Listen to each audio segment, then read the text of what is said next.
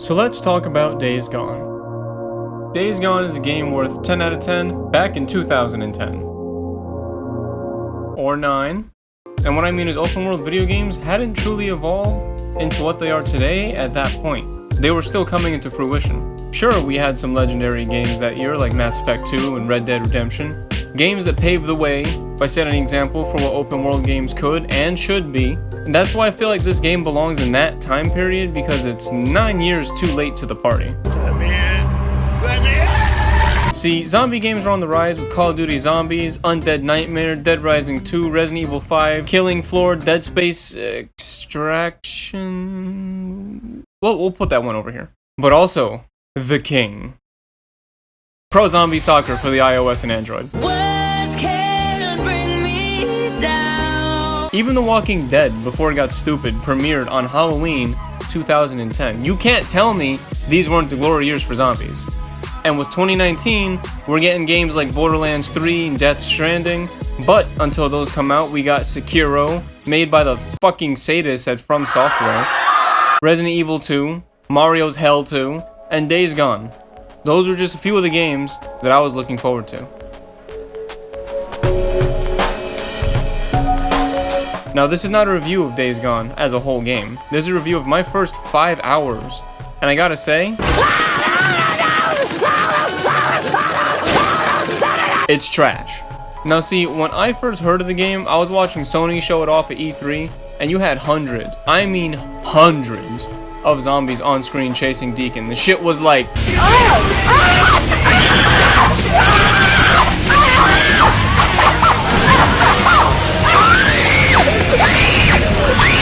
But instead, I was greeted with... Why are you running? Why are you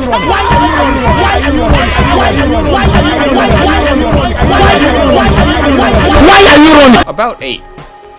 Still scary, sure, but a lot less impressive. Oh, and by the way, they're not zombies. Does the word zombie ever appear in this game? No. They're called freakers. They hibernate during the day and forage at night, so they're basically the same as the I Am Legend monsters. So you went with freakers. Freakers. And the freakers are undead. The freakers are alive! And there's nothing wrong with that, but I'm still calling them zombies. No, dead. No, they're alive. Is alive undead? Alive is undead. Shit. And overall, I felt underwhelmed, as if the game hadn't delivered on the one thing that I was looking forward to.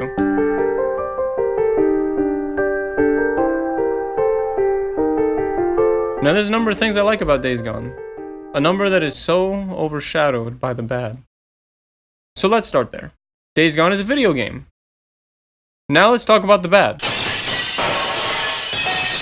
There's nothing special about this game. It goes with the old saying, if it ain't broke, don't fix it. The story, the characters, the missions, everything about it is basic with no redeeming qualities. Even the loading screen is boring, which is normal. I wasn't expecting anything spectacular, but just look how long it takes just to start the game.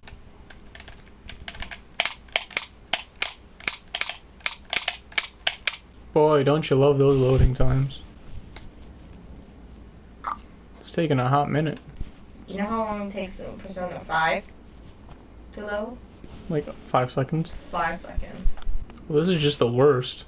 Wake me up! Wake me up and save Wake up! me. Wake me up and save me.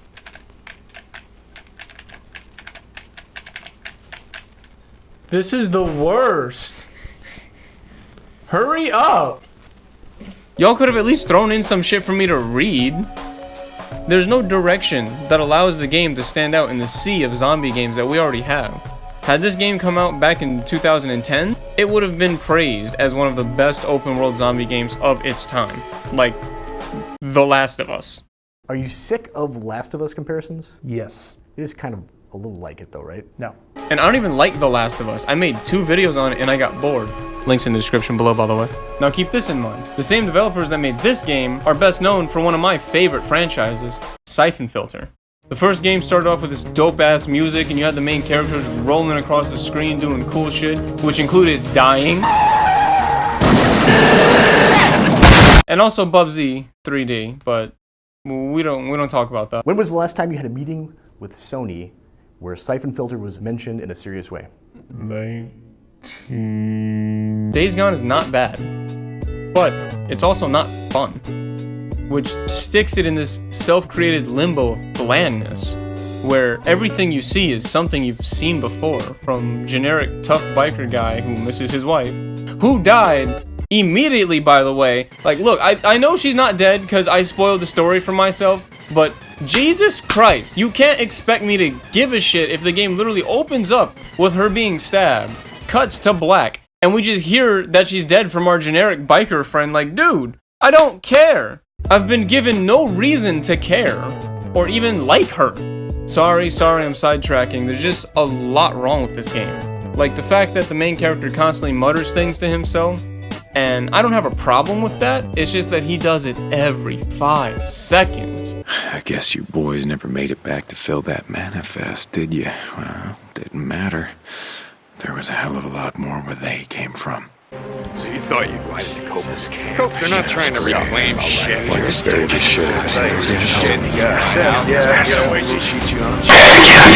Coupled with the fact that there are constant radio transmissions. Does my bike have a radio that I can use to listen to music? You can listen to Radio Free Oregon. Oh, silence.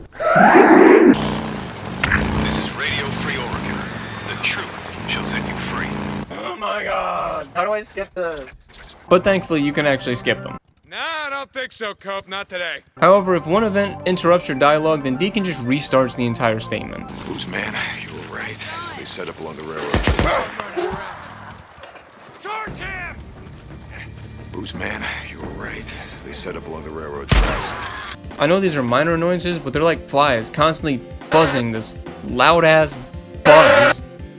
Even the side missions feel generic. There's just nothing us pro gamers haven't seen before. Oh, there's a nest nearby? Better light it up. Oh no, there's a camp of hostile people nearby? Better shoot them all.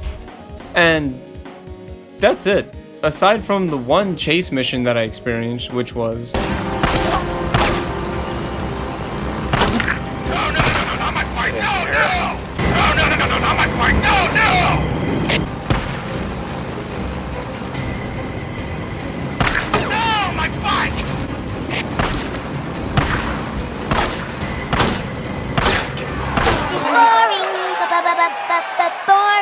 And that's it. Although I did think it was funny that after you catch the guy, you just leave him there with his legs untied. Like, can't he just run away after you leave? I tried to correct this by breaking his legs with my bike. Speaking of the bike... Could Deacon pick a worse vehicle for the zombie apocalypse? He picked the best vehicle. It's the most annoying part of the game, while also being the most integral. See, you have to repair and maintain the bike. Allowing it to take too much damage causes parts to break and fail, which is fine by me. It's realistic and adds a sense of responsibility to the gameplay's overall pacing. In theory, every bump, every nick, every scratch you get causes damages. So that means no driving through swarms and crashing into zombies. You see a horde? You gotta get off and shoot them on foot. Like, why would you take away the one pleasure I could have enjoyed? That goes for animals and people as well.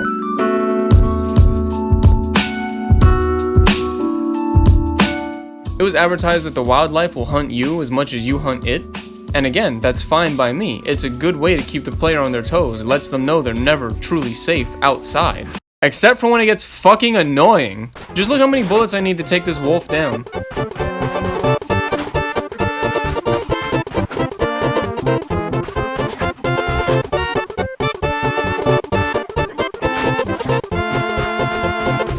That's not fun.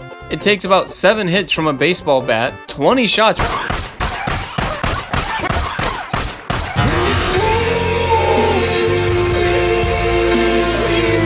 But thankfully, a Molotov kills them instantly. If you have the supplies to craft one. You see, you are just the most underpowered thing. Now, just keep this in mind. Animals hunt only you.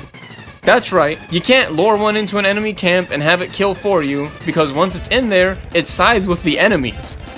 I found a tipped over train with a message on it warning me to stay away. I wanted to investigate and see if there was anything there. The deeper I got, the more I wanted to know. And I was rewarded for my exploration with a camp that I could raid. Cool. That went a little bit like this.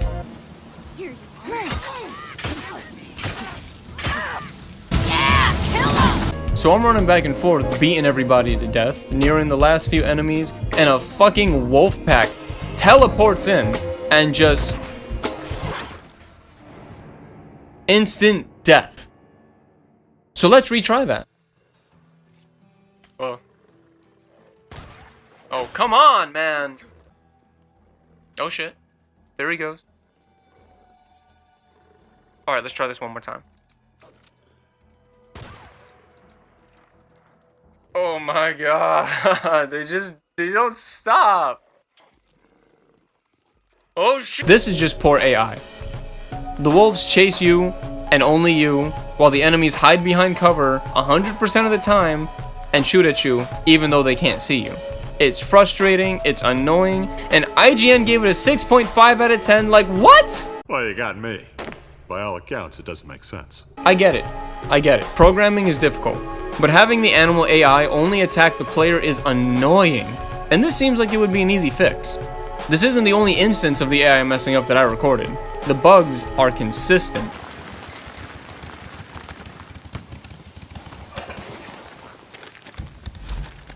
Hey, how many drifters you... What the hell? Someone's trapped. Help! Hey! Hey, help! I need help! Men coming! No. No.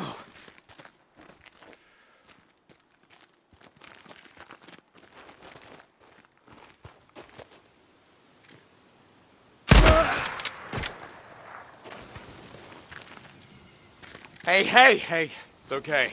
You're gonna die out here. I know of a camp where it's safe. Yeah, camp! What camp? Show me! Where? I was a goner. Thank you, man. I thought it was over. Thank you.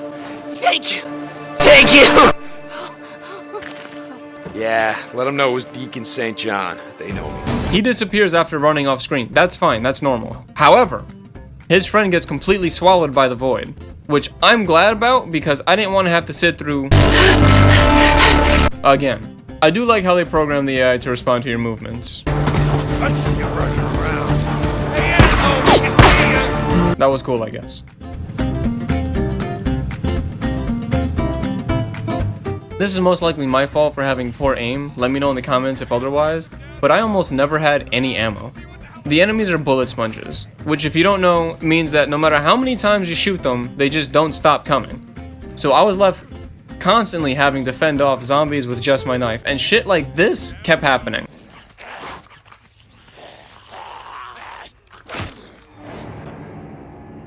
Overall, the more I played, the less I started to care about the people of this world. I mean, I watched a guy get beaten to death while I was fixing my bike.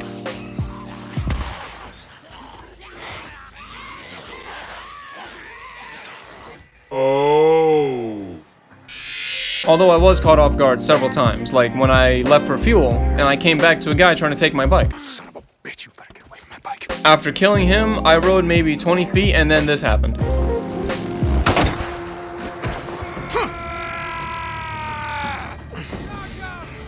I died. Or this one time, when I ran into a bear trap that I couldn't even see because all of the textures in this game are muddied up and blend into each other as if I'm playing on the Xbox 360. Like, come on, man, how was I supposed to see that? Even going back and rewatching the recording, I couldn't see it. And you could argue that older games do the same thing, but you could also argue that older games are fun. Because I rewatched this same clip, frame by frame. I clearly ran past this trap, but got gravity grabbed by some bullshit. Eventually, I learned why my guns were so shitty. There's a trust system. Each settlement you find, you have to build a better relationship with, so they trust you more. You do missions for them, you gain their trust, you get better upgrades, which I like. I think that's a cool mechanic. So I did this, and I got myself 2 brand new rifles. And here's how they performed in the field.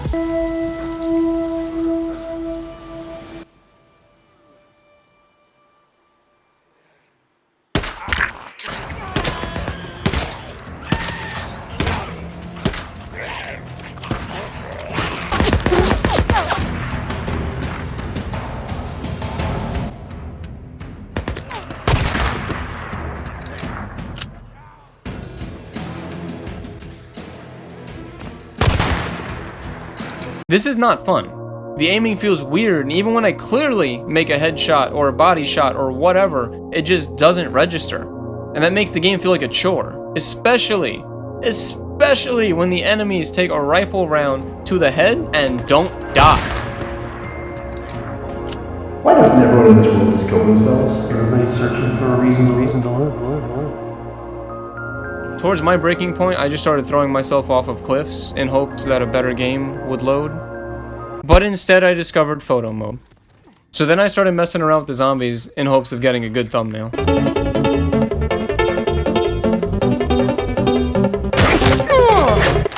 I don't know, man. Maybe because I was playing the game on hard mode, it was just harder to enjoy, so maybe that's on me. But the one thing I won't forgive is this. Will we care about Deacon? Yes. You what? You lie! No, it's true! Thank you guys so much for watching till the end if you have. I know this is different from my normal videos and my normal editing style for the 20 or so of you that actually tune in weekly for my content. This video took literal weeks of work to complete, methodically planning out which video clips go where and how they would be integrated into the script, writing the script as I was editing the jokes and coming up with more jokes, trying to get more downloads for those jokes, and it was a mess. And on top of that, the stickers took a long time to draw and get a hold of, so there was that I had to wait for. What I'm saying is, it means the world to me. It really does. That I can capture the attention of friends, family, and even some total strangers for more than just 5 minutes. It's just something I enjoy doing. You know, I love making people laugh. It's one of the few things that I'm really good at, and I love playing video games, so that's like 2 in 1 right there. I was thinking when the channel reaches 100 subs, if it ever does, I'd like to do a Q&A video where people could submit their questions through Facebook or Twitter, whichever y'all prefer. Maybe even show my face for like 5 seconds, who knows? Well, actually, you know. Let me know what you know in the comments down below. Bars. If that's something that anyone cares about. Stay hydrated, I love you.